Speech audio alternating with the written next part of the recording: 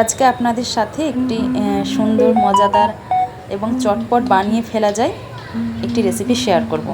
দেখে বুঝতেই পাচ্ছেন রেসিপিটি হলো চিঁড়ের পোলাও। খুবই সুন্দর খেতে লাগে। প্রথমে কিছু চিঁড়ে ভিজিয়ে রেখেছিলাম, তারপর সেই চিঁড়েটাকে যদি কিছু থাকে ময়লা টয়লা এই জন্য পরিষ্কার জল দিয়ে বারবার ছেঁকে ফেলে দেবেন জলটাকে। তারপর কিছুক্ষণ ঢাকা দিয়ে রেখে দিতে হবে।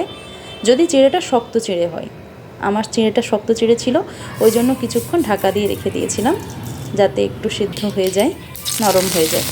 এরপর কড়াইতে কিছুটা তেল গরম হলে তাতে একটু সর্ষে দেবেন, কালো সর্ষে। তারপর কারি পাতা দিয়ে কিছুক্ষণ নাড়বেন। তারপরে দিয়েছি চীনাবাদাম খুব খেতে ভালো লাগে, এই বিশেষ করে চিঁড়ে পোলাওয়ে। তারপরে দিয়েছি পেঁয়াজ কুচি এবং লঙ্কা কুচি।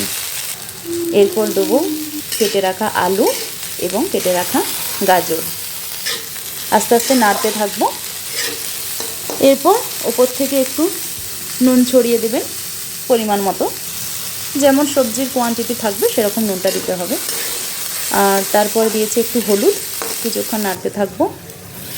একটু সেদ্ধ হয়ে গেলে উপর থেকে ছড়িয়ে দেবেন সে ধুয়ে রাখা নরম হয়ে যায় চিঁড়েগুলোকে।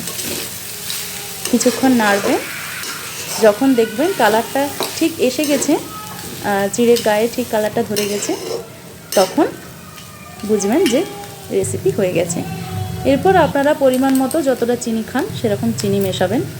আমি একটু চিনি খাই, ওই জন্য 2 চামচ চিনি দিয়েছি। আপনারা যেমন চিনি পছন্দ করেন দেবেন। এরপর পরিবেশন করুন হালকা টমেটো কেচাপের সাথে। আমার তো টমেটো কেচাপ দিয়ে খেতে চিঁড়ের পোলাও খুব ভালো লাগে। কেমন লাগলো কমেন্টে